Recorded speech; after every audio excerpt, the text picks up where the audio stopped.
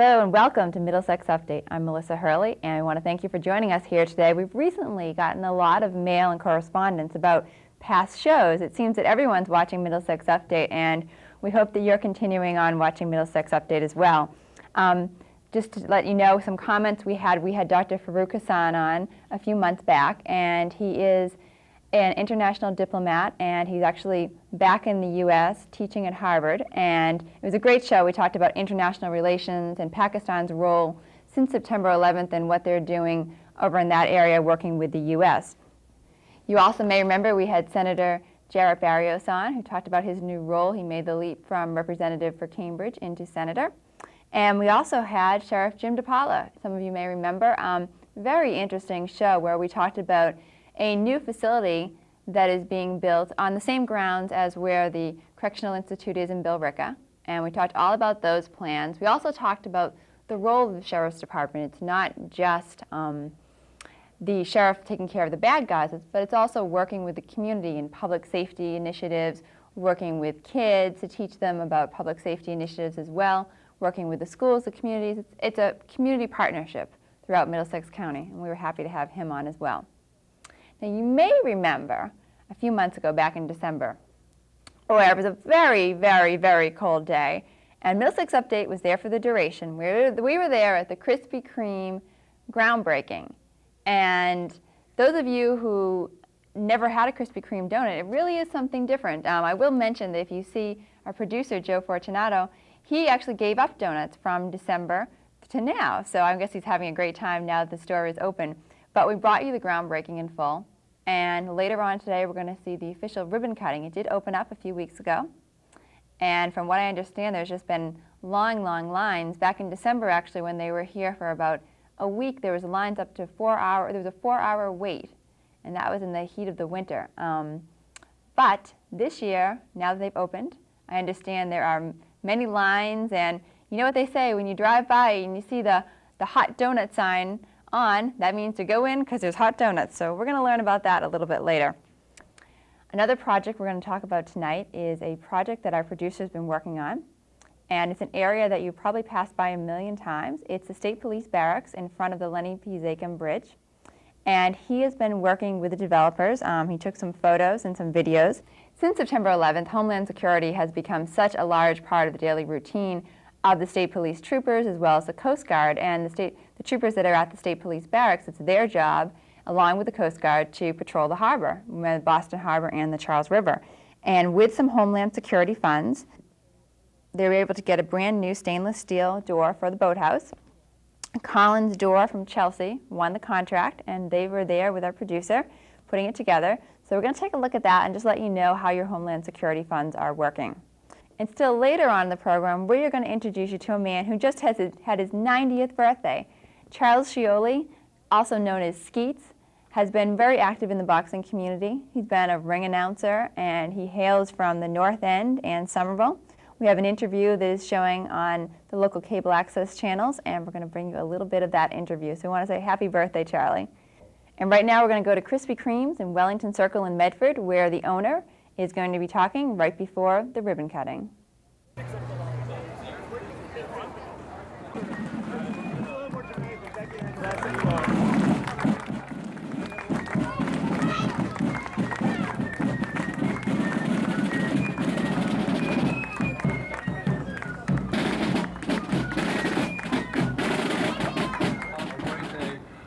To open the very first Krispy Kreme in the state of Massachusetts.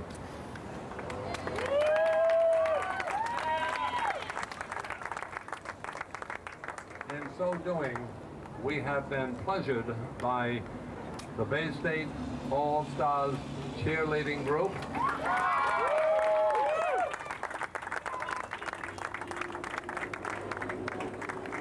We thank all of them for being here and helping us in our grand opening.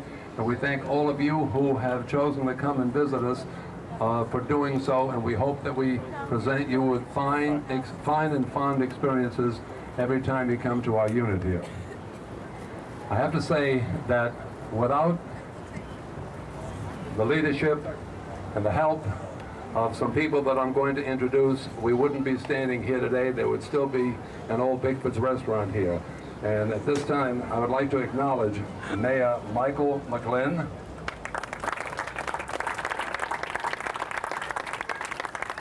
City Councilman Bill Carr, a brave young lady by City Council Lady Brianna Longo, Councilperson Michael Marks, and Brian Connor, Executive Director of the Chamber of Commerce. I can only say with heartfelt thanks, and I really mean this, without the support and leadership that was shown by these people, would not be here. And they certainly deserve to be your leaders in your community, because it was an interesting situation where a number of cities wanted to be the first Krispy Kreme in Massachusetts. Well, the leadership of Mayor McGlynn and his group certainly caused it to happen. And at this time, I thank them from the bottom of my heart. And I also thank the number of people who are part of the New England Dough, is what we call, organization, who have worked diligently hard and were up at 3 o'clock this morning to get this unit open. I was interviewed earlier about the economic prospects and consequences of our being here. Well, when you stop and think of it, you had an old Bigfoot's here that was yesterday, not today. By doing what we did, we put a lot of money into the land building and everything that's here, and we provided employment for a large number of people. Much to our surprise, when we advertised for employees for the Krispy Kreme, we're not talking management, we're talking hourly employees, we hired 232 hourly employees. We had a meeting for those employees just to review procedures and this and that. And again, much to our surprise, 227 people showed up. That's pretty fantastic that happened. But we're proud, we're happy, and I have to say that I'm fortunate. I have 4 children. All of them are in the business, and this tall, funny-looking guy with the yellow shirt on is Mr. Krispy Kreme. His name is Jonathan, so if you need anything, he's the guy to see. The man next to him in the white jersey is Bill Janickies. He is the Chief Operating Officer of all our companies. The lady next to him is Janice Matthews. Her unofficial title is Vice President of Everything, and she just about does that. And one of my daughters next to her is Cindy, who's treasurer of the company. But we have a funny group. We all do everything that there is to do, and I'm sure that the mayor and his council people do the same thing. At this time, I'd like to introduce Mayor Michael McGlynn.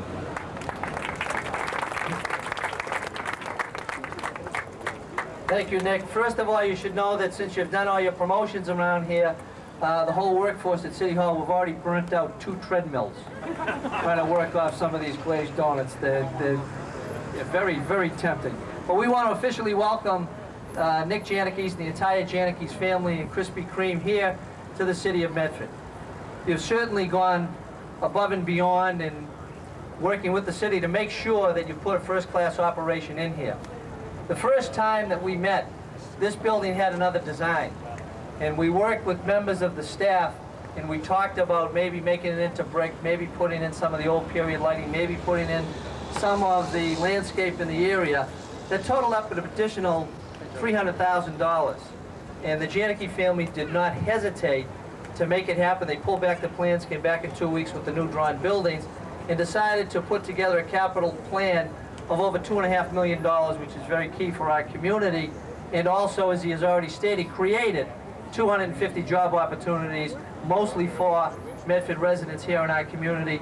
And also the presence of this building will expand the tax base here in the community during some very difficult economic times that help us to continue to deliver services to people in the community. So, Mr. Janickies, we welcome you and the entire family here and wish you the very best of luck. There are a couple of people that I would like to thank personally besides the Janickies, and one gentleman is Joe Fulford. And Joe, where is Joe? Because Joe worked with us on the landscape and the trees and everything else. He's done a great job. He's got a great temperament, and I recommend him to anybody here who's looking for somebody to help them with their landscape. And finally, to Janice Matthews. As Nick indicated, she's the vice president of the operations here, and you hate to single anybody out. but I would love to work with this woman on another job. She is no nonsense, get things done. What do you need here in the city? She provided everything for us, and she did a great job in making sure this happened. So, Janice Matthews, please raise your hand so everybody knows who you are. And once again, we welcome everyone here, and just remember, here in the city of Medford, we have the dough to buy the donuts. Nick, thank you very much. Thank you, Mayor. Representative Donato? How are you? Well, Representative Champer and I are very happy. I'm more happy than Representative because it's in my district, Representative. But, thank you. That's all. Who said that? Oh, Representative Champer, why don't you come up and join me? Representative Champer, yes. Come in. We're all here now. You know, Medford, as the mayor said, Medford is very proud to have the first Krispy Kreme in the Commonwealth of Massachusetts, and we in the state delegation here, on behalf of our state delegation, I'm very happy that you chose my representative district to do that, because it reflects, I think, what's going on in our Commonwealth, and that is that we're encouraging the business like yourself to come into our Commonwealth and make things happen.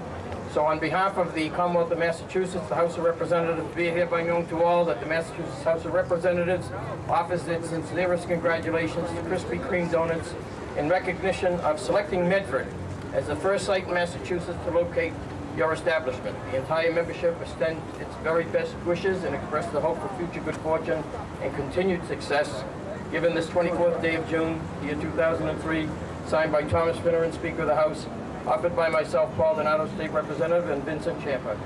Best of luck. Congratulations. Very much. I'm going to carry this with me. If one of your troopers stop me, I'm going to turn around and joke. No, I'm only joking. Representative Champa done a great day.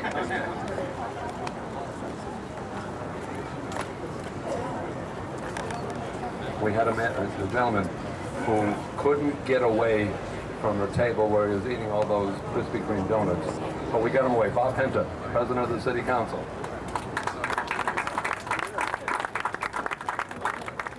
Well, I think we've said enough, haven't we? I think it's time for us to cut the ribbon.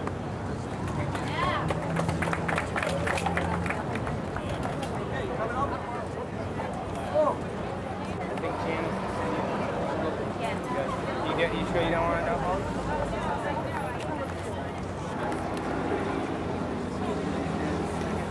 On three. Can you ladies help us count? 3! 1, 2, 3!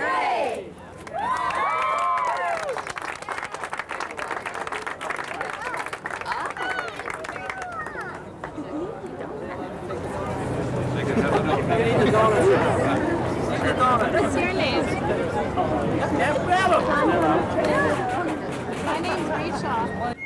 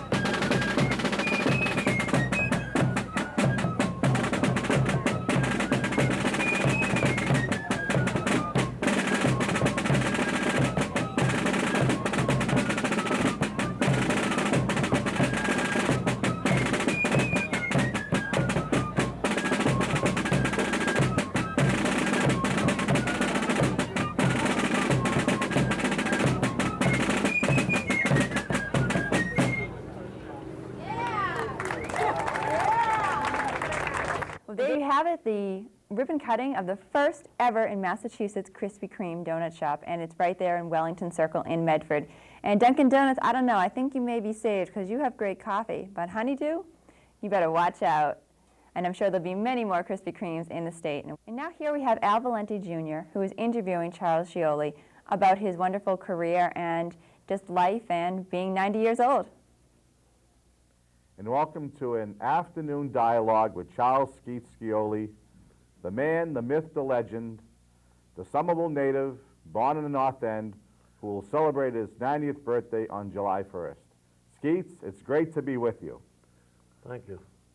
Well, we look back upon your storied history, and the first question that comes to my mind, obviously, is, Skeets, where were you actually born and where were you raised? I was born in the North End on Hull Street, on Snelling Place, Upper Hull Street. That's where the old North Church is, Christ Church, where the Paul Revere hung the lanterns. There was a little school in that particular yard that I was born in, and there was a lot of nice times at that point. And I went to the Columbus School after getting out of kindergarten at that little Palmart school in the alleyway that I lived in. There was a school there, and the Michelangelo School was just above it. And I went to this Palmart School, the kindergarten and the first grade, and then from there they transferred us to the Columbus School on North Benner Street, if you remember that. Oh, sure. So basically, you're North End born. Correct. Raised as a young boy in the North End. Correct. But you moved to Somerville. And what year was it you moved to Somerville? About the year 1918, 17, in that era. So you're a young man now. You're just a young boy. Excuse me? You're a young boy starting out, and now you're living in Somerville. That's right. What are your fondest memories about the North End when you look back? Well, my fondest memories was I was attracted to the young fellows from the neighborhood, and we were very close. And after moving to Somerville, I used to come back to Boston every blessed day. And I would go to Sullivan Square and climb through the bars to get in and ride the T or the elevator into Boston, and get up at Haymarket and go down and walk down the North End to my corner with the boys. And I would happen to have my meals with the boys from the North End in their homes. They always welcomed me, and I did that for a number of years. Do you have any memories of things you did in the North End that stand out? Like, I heard one time there was a story about yourself and the Freedom Trail, and how there was a tour through the Freedom Trail that you got involved in. Can you tell us a little bit about that story? The buses would come up the Royal Blue Lines and the various bus companies would come up with the people that wanted to see the history of Paul Revere. I mean, see Paul Revere's home, and see the Christ Church, and the Cops Hill Cemetery at the top of Hull Street. And we used to get on the bus at the beginning of Salem and Prince. We used to greet them down there and get on the bus and ride up with them, and we'd start reciting through a bullhorn. And it went similar, something like this. You're approaching the Christ Church where Paul Revere hung his lanterns. One by land and two by sea, I and the opposite shore will be. Right up the hill here from this church, it's the second oldest cemetery in the city of Boston. It's called Cops Hill. Cops Hill Cemetery. David Copp was the first man buried there. That's why they named it Cops Hill. And right around the corner of Sheaf Street is the home of Samuel Francis Smith. He was the man that wrote the Song of America, My Country Tears of Thee, Sweet Land of Liberty. Now, if you'd like to see the Paul Revere's home, I'll stay right on the bus, and I will direct you to Revere's home. And when you get to Paul Revere's home, they would get off and tour the home itself, you know. And you'd come out and you'd tell them that he used to have a horse there, and he was a coppersmith, and he was married so many times, and he had so many children, and the like of that. It was a lot of fun. So after we left Cops Hill Cemetery, Paul Revere's home, we would go to Bunker Hill Monument in Charlestown. As you got to the beginning of the monument, you'd see the monument standing in front of you, and you'd point it out to them. And you'd say, this is Bunker Hill Monument. It stands 221 feet high, and it has no elevator. It's made of Quincy granite, and if you care to walk it, It costs you 1 penny to walk up to get into it, and you got to walk 221 winding stairs. And I would surmise it would take you a good 15 to 20 minutes to walk it. But on the front of this monument, as you're entering, is the statue of Colonel William E. Prescott. He was the man that gave that famous command, "Don't fire, boys, until you see the white of the enemy eyes." But while I'm at it, I may say that this is not Bunker Hill. Bunker Hill Monument, the Bunker Hill area, is 1/4 of a mile southeast of this locale. Now you're a teenager. You go out to buy your first car. Do you recall the first car you purchased and how much it cost you? Yes. The first car I purchased was a Model T Ford. And how much was it? I think it was $300 and some odd dollars. And how much was the first gallon of gas you bought? Oh, God, them days gasoline was 10 gallons for $1. 10 gallons 10 for cents a gallon. It went as low as 7 cents a gallon. Interesting. Okay, now you're a teenager. You're getting around on your own. You're traveling in between the North End and Somerville. And you're probably best known for boxing. When was it that you first became affiliated with boxing? When I was 12 years of age, I got affiliated with Johnny Troy. We started working the boxing shows, passing out the gloves to the amateur kids, and we did it on a professional level. The first boxing show that I ever attended was at the old Boston Arena. It was the National AB, at that days it was AAU, Amateur Athletic Union. They had the National Senior Championships.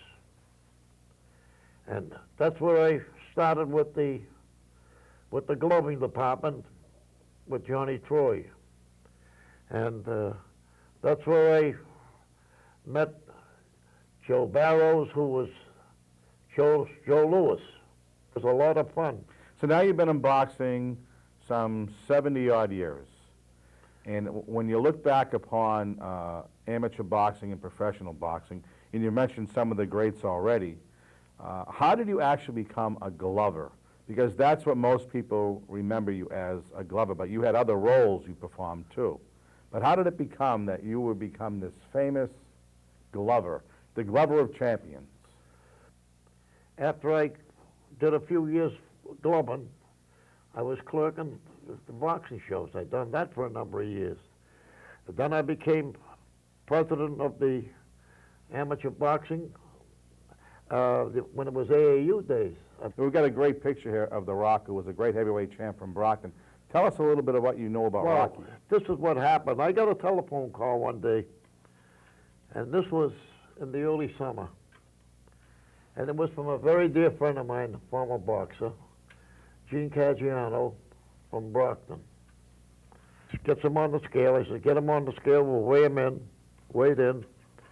And he was a light guy for a heavyweight. You know, he was like about 184 pounds. But he was well built, you know, he had a real specimen. So I says, Rocky, come on, come with me. I says, Rocky, do you know how to throw a jab, a left hand? He says, yeah, like this, and he floundered with it. He almost went head first with it. He threw a left hand, and he looped it, and he floundered, you know, as if he was going to fall. I said, what did Gene teach you? He said, well, he told me how to throw a left hand. He said, that's what he told me to do, and he's doing this, you know. Well, finally, what happens? I turned around, I says, see this hand? Shoot your left hand straight for this hand and keep it up high and just jab and pull it back. Jab, pull it back, and hit my hand at the same time. He didn't. He almost broke my hand by doing so. Well, anyway, I had him doing that for about 3 or 4 minutes.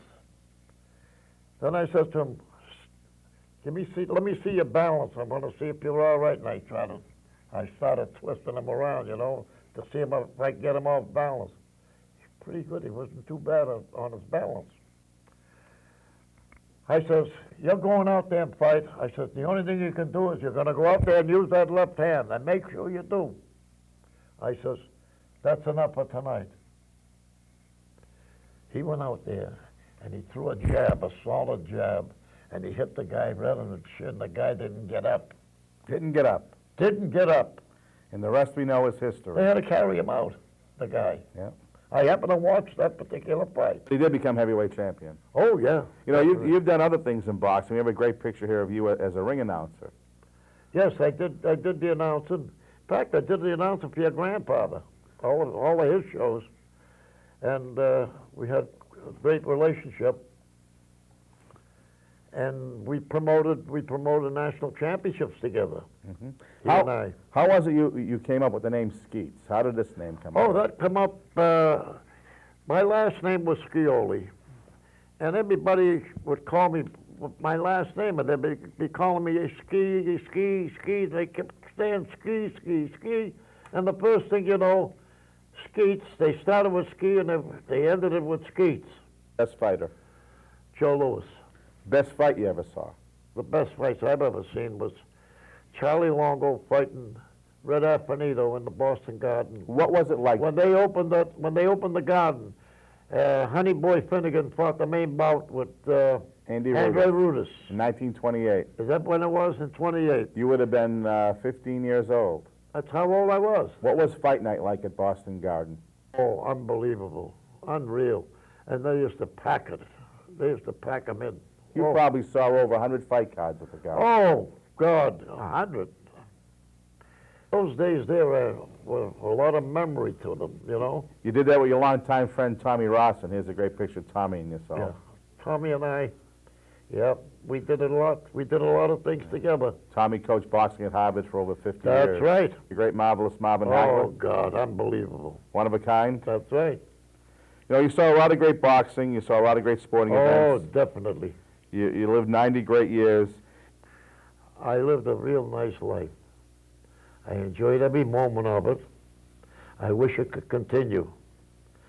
And I'd love to see that Century one. The big one. The big one, right. And I was told that I'm going to make it. So if I make it, thank you, dear Lord. Well, this has been an informal dialogue with Charles Skeets Scioli, the man, the myth, the legend. Skeets, happy birthday. Thank you very much, Al. Well, there you have it once again. Happy birthday, Charlie. And for Middlesex Update, I'm Melissa Hurley. I think we're going to go hit Krispy Kreme right now. I'm just wondering why Joe didn't bring me back a donut. For next time, I'm Melissa Hurley. We'll see you soon.